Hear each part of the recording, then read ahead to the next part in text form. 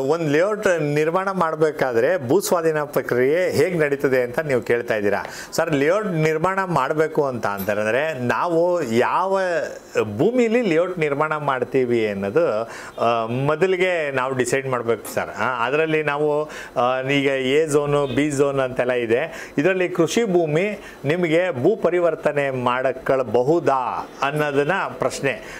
ಇದಕ್ಕೆ ನಾನು ಇಲ್ಲಿ ನಗರ ಪ್ರದೇಶ ಹತ್ತಿರದಲ್ಲಿ ಐತೆ, ನಗರ ಪ್ರದೇಶ ಹತ್ತಿರದಲ್ಲಿರೋದ್ರಿಂದ ಇಲ್ಲಿ ವಸತಿ ಪ್ರದೇಶಗಳ ಅಕ್ಕಪಕ್ಕ ಇರೋದ್ರಿಂದ ನಾನಿಲ್ಲಿ ಲೇಔಟ್ನ ನಿರ್ಮಾಣ ಮಾಡೋ ಉದ್ದೇಶ ಹೊಂದಿದ್ದೀನಿ ಅಂತ ಹೇಳ್ಬಿಟ್ಟು ಕನ್ಸರ್ನ್ಡ್ ಜಿಲ್ಲಾಧಿಕಾರಿಗಳಿಗೆ ಈ ಕೃಷಿ ಭೂಮಿ ಏನು ಇಷ್ಟು ವರ್ಷ ಐತೆ, ಇದು ಇನ್ನು ಫಲವತ್ತೆ ಇಲ್ಲದೇ ಇರೋ ಕಾರಣ ನಾನು ವಸತಿ ಪ್ರದೇಶ ಮಾಡೋ ಕಾರಣ ಅಲಿನೇಷನ್ ಮಾಡಿಕೊಡಿ, ಅನ್ಯಕ್ರಾಂತ ಮಾಡಿಕೊಡಿ ಅಂತೇಳಿ ಒಂದು ಅರ್ಜಿ ಹಾಕ್ಬೇಕು ಸರ್.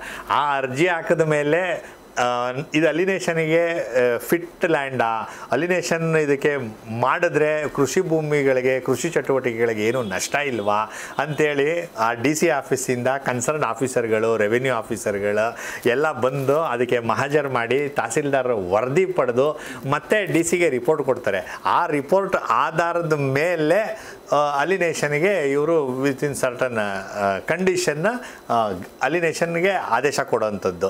ಅಲಿನೇಷನ್ ಮಾಡಿಸ್ಕೊಂಡ ಮೇಲೆ ಲೋಕಲ್ ಅಥಾರಿಟಿಗಳು ಯಾರಿರ್ತಾರೆ, ಈ ಕನ್ಸರ್ನ್ ಅಥಾರಿಟಿ, ಅದು ಕೈಗಾರಿಕಾ ಪ್ರದೇಶಕ್ಕೆ ಮಾಡ್ತಿರೋ, ವಸತಿ ಪ್ರದೇಶಕ್ಕೆ ಮಾಡ್ತಿರೋ, ಕಮರ್ಷಿಯಲ್ ಪ್ರದೇಶಕ್ಕೆ ಮಾಡ್ತಿರೋ ಆ ಕನ್ಸರ್ನ್ ಅಥಾರಿಟಿಗಳಿಗೆ ಇವರು ನಾನು ಈ ರೀತಿ ಡಿ ಸಿಯಿಂದ ಅಲಿನೇಷನ್ ಮಾಡಿಸ್ಕೊಂಡಿದ್ದೀನಿ, ನನಗೆ ಟೌನ್ ಪ್ಲ್ಯಾನಿಂಗಿಗೆ ಈ ರೀತಿ ಪ್ಲ್ಯಾನ್ ಮಾಡಿಕೊಡಿ, ನನ್ನದು ಭೂಮಿ ಇಷ್ಟ ಐತೆ ಅಂತ ಅಂದಾಗ ಅವರು ಬೇಸಿಕ್ ಕಮ್ಯುನಿಟೀಸ್ಗಳಿಗೆ, ಈ ಪಾರ್ಕ್ಗೆ, ರಸ್ತೆಗೆ, ಒಳಚರಂಡಿಗೆ, ಎಲೆಕ್ಟ್ರಿಸಿಟಿಗೆ ಇವಕ್ಕೆಲ್ಲ ಜಾಗ ಹೊರತುಪಡಿಸಿ ಇಷ್ಟು ಸೈಟ್ನ ಇಷ್ಟು ಇದರಲ್ಲಿ ಮಾಡಬೇಕಾಯ್ತದೆ ಅಂತೇಳಿ ಅವರು ಪ್ಲ್ಯಾನ್ ಸ್ಯಾಂಕ್ಷನ್ ಮಾಡಿದ ಮೇಲೆ ಅಲ್ಲಿ ನಾವು ಆ ಪ್ಲ್ಯಾನ್ ಪ್ರಕಾರ ಲೇಔಟ್ ನಿರ್ಮಾಣ ಮಾಡಿ ಅಲ್ಲಿ ಆಮೇಲೆ ನಂತರ ಸೈಟ್ಗಳನ್ನ ಅಲಿನೇಟ್ ಮಾಡಬೇಕಾಯ್ತದೆ ಸರ್. ಈ ಥರ ಸರ್ ಇದನ್ನು ಸರ್ ವ್ಯಕ್ತಿನೂ ಸಹ ಅಲಿನೇಷನ್ ಮಾಡಿಸ್ಕೊಂಡು ತನಗಿಷ್ಟ ಬಂದವ್ರಿಗೆ ಮಾರಾಟ ಮಾಡ್ತಾರೆ.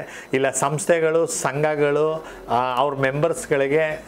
ಅವ್ರ ಮೆಂಬರ್ಸ್ಗಳ ಅನುಕೂಲಕ್ಕೋಸ್ಕರ ಮೊದಲನೇ ಅಲಾಟ್ಮೆಂಟ್ ಲೆಟ್ರು ಇಶ್ಯೂ ಮಾಡ್ಕೊಂಡು ಹಣ ಕಲೆಕ್ಟ್ ಮಾಡಿ ಭೂಮಿನ ಖರೀದಿ ಮಾಡಿ ಅಲಿನೇಷನ್ ಮಾಡಿಸ್ಕೊಂಡು ಅವ್ರ ಮೆಂಬರ್ಗಳಿಗೆ ಮಾರಾಟ ಮಾಡ್ತಾರೆ ಸರ್. ಇದು ನಿಮಗೆ ಭೂ ಸ್ವಾಧೀನ ಪ್ರಕ್ರಿಯೆಗಳು ಸರ್ ಇದು. ಆಮೇಲೆ ಅಯ್ಯೋ, ಇದರಲ್ಲೇ ಇರೋದು ರಿಯಲ್ ಎಸ್ಟೇಟ್ ಮಾಫಿಯಾ. ಅಕ್ರಮ ಆಗದೆ ಏನು, ಕೃಷಿ ಭೂಮಿನ ನೀವು 4 ಕಾಸಿಗೆ ತಗೊಂತೀರಾ, ಇನ್ನು ಅದನ್ನು ಕನ್ವರ್ಟ್ ಮಾಡಿಬಿಟ್ಟು 1 ಎಕರೆ ಒಳಗೆ 25 ಸೈಟು 30 ಸೈಟು ಮಾರಾಟ ಮಾಡಿಬಿಟ್ಟು ಮಾಡ್ತೀರಾ. ಇಲ್ಲಿ ಎಲ್ಲ ರೀತಿಯ ಅಕ್ರಮಗಳು ನಡೀತದೆ. ಪ್ಲ್ಯಾನ್ ಪ್ರಕಾರ ಇವರು ಲೇಔಟ್ಗಳನ್ನ ನಿರ್ಮಾಣ ಮಾಡೋದಿಲ್ಲ. ಅದು ಕೃಷಿ ಭೂಮಿ, ಖರಾಬ್ ಭೂಮಿಗಳನ್ನೆಲ್ಲ ಸೇರಿಸ್ಕೊಂಡ್ಬಿಟ್ಟು ಮಾರೋ ಅಂಥದ್ದು. ಆಮೇಲೆ ರೈತನಿಗೆ ಲಾಭ ಕಡಿಮೆ ಕೊಡೋ ಅಂಥದ್ದು, ಇವೆಲ್ಲ ಕಾಮನ್ ಸರ್ ಇದು. ಸರ್, ಲೇಔಟ್ ನಿರ್ಮಾಣದಲ್ಲಿ ಯಾವ ರೀತಿ ಅಕ್ರಮಗಳು ನಡೀತವೆ ಅಂತ ಹೇಳ್ತೀರಾ?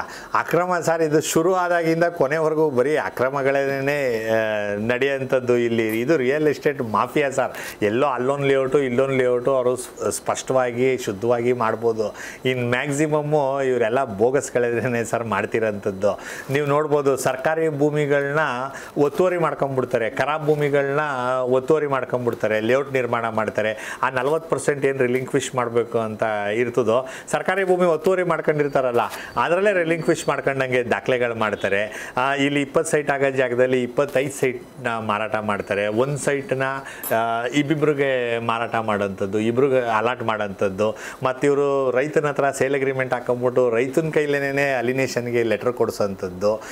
ಆಮೇಲೆ GPA ಮಾಡ್ಕೊಳ್ಳೋದು, GPA ಮಾಡ್ಕೊಂಬಿಟ್ಟು ರೈತನ ಕನ್ಸೆಂಟ್ ಇಲ್ಲದೆ ಇದ್ರೂ ಎಲ್ಲ ಪ್ರೋಸೆಸ್ ಮಾಡೋಂಥದ್ದು.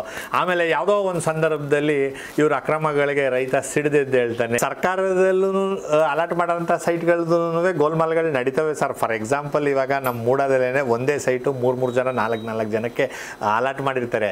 ಅದವ್ರು ಉದ್ದೇಶಪೂರ್ವಕವಾಗಿ ಮಾಡಿರ್ತಾರೋ ಕಣ್ತಪ್ಪಿಂದ ಮಾಡಿರ್ತಾರೋ ಸೆಕೆಂಡ್ರಿ.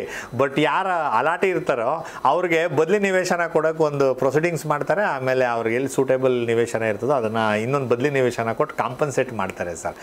ಬಟ್ ಪ್ರೈವೇಟ್ ಪರ್ಸನ್ಗಳ ಹತ್ರ ಈ ರೀತಿ ಎಲ್ಲ ಮೋಸ ಹೋದರೆ ಅವರಿಂದ ಕಾಂಪನ್ಸೇಷನ್ ತಗೊಳ್ಳೋದು ನಾವು ಕಷ್ಟ.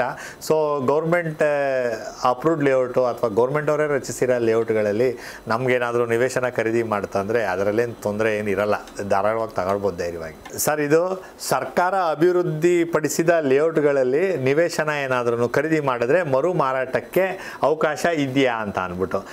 ಸರ್, ನೀವೇನು ಕೇಳ್ತಾ ಇದ್ದೀರಾ, ಇದಕ್ಕೆ ಒಂದು ಉದ್ದೇಶ ಏನಪ್ಪ, ಸರ್ಕಾರದವರು ಲೇಔಟ್ನ ಡೆವಲಪ್ ಮಾಡೋದು ಉದ್ದೇಶ ಏನಪ್ಪ ಅಂತಂದರೆ ನಿರ್ಗತಿಕರು, ವಸತಿ ವಂಚಿತರು, ಯಾರ್ದು ಸ್ಟ್ಯಾಂಡರ್ಡ್ ಆಫ್ ಲಿವಿಂಗ್ ಲೋಯರ್ ಇರ್ತದೋ ಅವ್ರದ್ದು ಸ್ಟ್ಯಾಂಡರ್ಡ್ ಆಫ್ ಲಿವಿಂಗ್ನ ಇಂಪ್ರೂವ್ ಮಾಡೋದ ಸಲುವಾಗಿ ಲೇಔಟ್ ನಿರ್ಮಾಣ ಮಾಡೋದು. ಸರ್ಕಾರ ರಿಯಲ್ ಎಸ್ಟೇಟ್ ಮಾಡೋದಕ್ಕೋಸ್ಕರ ಲೇಔಟ್ಗಳನ್ನ ನಿರ್ಮಾಣ ಮಾಡಲ್ಲ ಸರ್. ನಿಮಗೆ ಮೂಡ ಆಗ್ಬೋದು, KIDB ಆಗ್ಬೋದು, KHB ಆಗ್ಬೋದು, ಇಲ್ಲಿ ಎಲ್ಲೇ ಲೇಔಟ್ ನಿರ್ಮಾಣ ಮಾಡಿದ್ರು ಸಹ ವಸತಿ ರಹಿತ ಸಾರ್ವಜನಿಕರಿಗೆ ಅವರು ವಸತಿ ಕೊಡೋ ಉದ್ದೇಶ ಇಟ್ಕೊಂಡೆ ಮಾಡೋದ್ರಿಂದ ಇಲ್ಲಿ ರಿಯಲ್ ಎಸ್ಟೇಟ್ಗೆ ಅವಕಾಶ ಇಲ್ಲ. ಮತ್ತು ಕಡಿಮೆ ಬೆಲೆ ಕೊಡೋದ್ರಿಂದ ಇಲ್ಲಿ ರಿಯಲ್ ಎಸ್ಟೇಟ್ಗೆ ಅವಕಾಶ ಇಲ್ಲ. ಇಲ್ಲಿ ಅಪ್ಲಿಕೇಶನ್ ಯಾರು ಹಾಕ್ತಾರೆ ಅಂತ ಅಂದರೆ, ನನಗೆ ಯಾವುದೇ ರೀತಿ ನಿವೇಶನ ಇಲ್ಲ, ನಾನು ಯಾವುದೇ ರೀತಿ ನನ್ನ ಹೆಸರಲ್ಲಿ ಆಸ್ತಿ ಹೊಂದಿಲ್ಲ, ನನ್ನ ಕುಟುಂಬ ಆಸ್ತಿ ಹೊಂದಿಲ್ಲದೆ ಇರೋ ಕಾರಣ ನನಗೆ ನಿವೇಶನ ಮಂಜೂರು ಮಾಡಿ ಅಂತ ಅರ್ಜಿ ಹಾಕಂಥದ್ದು. ಅವನದು ಸ್ಟ್ಯಾಂಡರ್ಡ್ ಆಫ್ ಲಿವಿಂಗ್ ಇಂಪ್ರೂವ್ ಆಗಲಿ ಅನ್ನೋ ಕಾರಣಕ್ಕೋಸ್ಕರ ಅವನಿಗೆ ಕಡಿಮೆ ಬೆಲೆಗೆ ಸೈಟ್ನ ಕೊಡೋವಂಥದ್ದು. ಇಲ್ಲಿ ಸರ್ ಇವರು ಮರು ಮಾರಾಟಕ್ಕೆ ಅವಕಾಶ ಇದೆಯಾ ಅಂದರೆ ಒಂದು ಲಾಕಿಂಗ್ ಪೀರಿಯಡ್ ಇರ್ತದೆ ಸರ್. ಸರ್ಕಾರ ನಿನ್ನ ಏಳಿಗೆಗೋಸ್ಕರ, ನಿನ್ನ ಅಭಿವೃದ್ಧಿಗೋಸ್ಕರ ನಾನು ಈ ನಿವೇಶನನ ಕೊಡ್ತಾ ಇದ್ದೀನಿ, ನಿನಗೆ ನಿವೇಶನ ಕಡಿಮೆ ಬೆಲೆಗೆ ತಗೊಂಡು ಮತ್ತೆ ಮಾರಾಟ ಮಾಡಿಬಿಟ್ರೆ ನಮ್ಮದು ಉದ್ದೇಶನೇ ಕೊಲ್ಯಾಪ್ಸ್ ಆಗಿಬಿಡ್ತದೆ. ಸೊ ಆದ ಕಾರಣ ನೀನೇ ಈ ಸ್ವತ್ತಲ್ಲಿ ಇರಬೇಕು, ನೀನೇ ಈ ಸ್ವತ್ತನ್ನು ಅನುಭವಿಸ್ಬೇಕು, ನೀನೇ ಈ ಸ್ವತ್ತಲ್ಲಿ ಇಷ್ಟು ವರ್ಷದಕ್ಕೆ ಮನೆ ಕಟ್ಟಬೇಕು. ಒಂದು ಪಕ್ಷ ಜನ್ರೇಷನ್ ಏನಾದ್ರು ಬದಲಾವಣೆ ಆದರೆ ಇಷ್ಟು ವರ್ಷದ ನಂತರ ಲಾಕಿಂಗ್ ಪೀರಿಯಡ್ ಮಾಡಿರ್ತಾರೆ, ಅದಕ್ಕೆ 10 ವರ್ಷ. ಒಂದೊಂದು ಸಂಸ್ಥೆಯವರು ಒಂದೊಂದು ಥರ, ಮೂಡಾದವ್ರು 10 ಇಯರ್ಸ್ ಮಾಡ್ತಾರೆ, KHB ಅವ್ರು 15 ಇಯರ್ಸ್ ಮಾಡ್ತಾರೆ, KIDB ಅವ್ರು 25 ಇಯರ್ಸ್ ಮಾಡ್ತಾರೆ. ಅದು ಅವ್ರ ಪ್ಲ್ಯಾನ್ ಮೇಲೆ ಡಿಪೆಂಡ್. ಸೊ ಈ ಲಾಕಿಂಗ್ ಪೀರಿಯಡ್ ಮುಗಿದ ನಂತರ ನೀನು ಮಾರಾಟ ಮಾಡ್ಬೋದು, ಅದರೊಳಗಡೆ ಮಾರಾಟ ಮಾಡೋಂಗಿಲ್ಲ ಅಂತ ಕಂಡೀಷನ್ ಹಾಕಿರ್ತಾರೆ ಸರ್.